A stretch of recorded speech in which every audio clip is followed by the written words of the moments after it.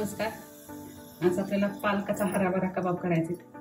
त्यासाठी मी इथं पालक घेतलेला आहे, थोडासा उकडून घेतलेला आहे, बटाटे उकडून घेतले, थोडंसं पनीर घेतले, हे भाजलेलं बेसन घेतले आणि थोडा लसूण घेतलेला आहे.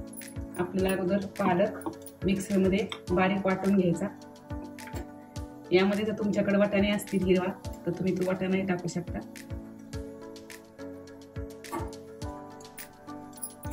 आणि हे लसूण टाकायचा आणि हे आपल्याला मिक्सरला चांगलं बारीक वाटून घ्यायचं. हा पालक आपला वाटून झालेला आहे.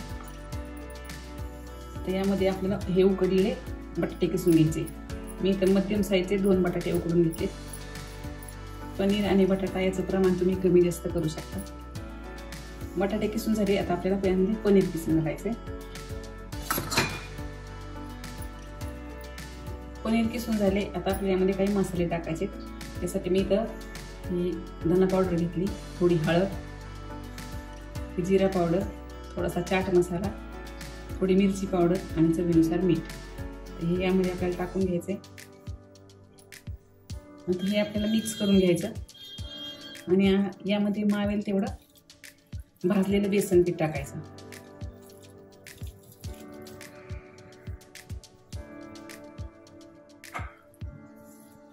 आता हे आपण चांगलं मळून घेऊ. आता हे आपलं पीठ तयार झालेलं आहे. आता आपल्या हाताला थोडंसं तेल लावायचं आणि ह्याचे कबाब तयार करून घ्यायचे.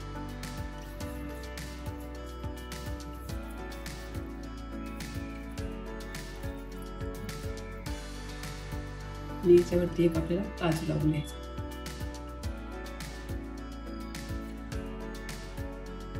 आता आपल्याला असेच हे सगळे कबाब तयार करून घ्यायचे. आता हे आपले 5-6 कबाब तयार झालेत. अगोदर आपण हे तळून घेऊ. इथे तेल टाकलेले आहे. आता हे कबाब आपल्याला त्यामध्ये सोडून घ्यायचं.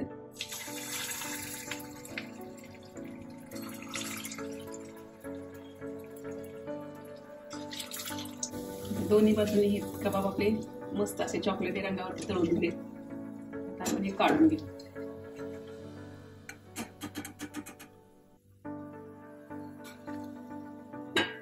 आता हे उरलेले तळून घ्यायचे.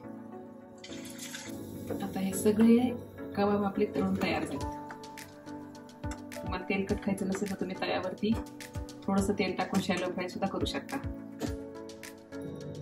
मस्त आपले हे पालक पनीरचे कबाब तयार आहेत. हे कबाब तुम्ही दह्यासंग किंवा सॉस बरोबर कशाबरोबर खाऊ शकता. मस्त रेसिपी आहे. नक्की करून पहा. आवडल्यास लाईक करा, शेअर करा आणि चॅनलला सबस्क्राईब करा.